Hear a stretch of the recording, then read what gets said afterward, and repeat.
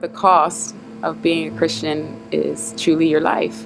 I've had several jobs since graduating residency, and each time God tests me in asking me which road I would choose, whether He wants me to go down a certain path, which according to the world doesn't make sense. I thought that I had a certain path and a certain direction that my life was going into with certain friends, my family, work, and everything.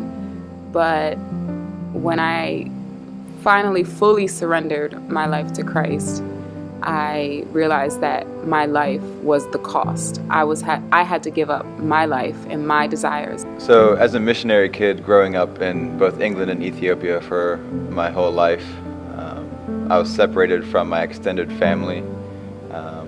And now that I've moved back to the United States, I struggle to connect with them. They haven't seen me grow up from childhood all the way up until where I am now. And it puts a strain on the relationship. They really can't connect with what I've experienced. They haven't seen what I've gone through. They don't understand that I grew up in a very multicultural environment. Because I am a single mom, my eyes tend to deviate. It's so easy to just go out in the world and find somebody, but with Jesus it's different because I want the best. I want His perfect will for me.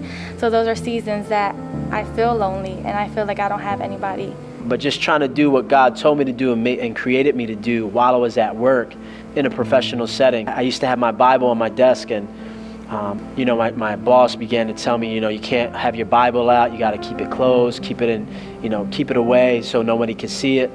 People have been complaining that you've been reading your Bible. And I literally prayed with every patient out of the hundreds of people I met that first year, except for one who refused because she was a devout atheist, that she didn't want to pray. The guys who hired me found out that I was praying, that they said, "We don't want you praying with your patients anymore." And then I asked God, why did you send me to this place if I cannot do what I feel like I have to do? I have a daughter, so it costs me time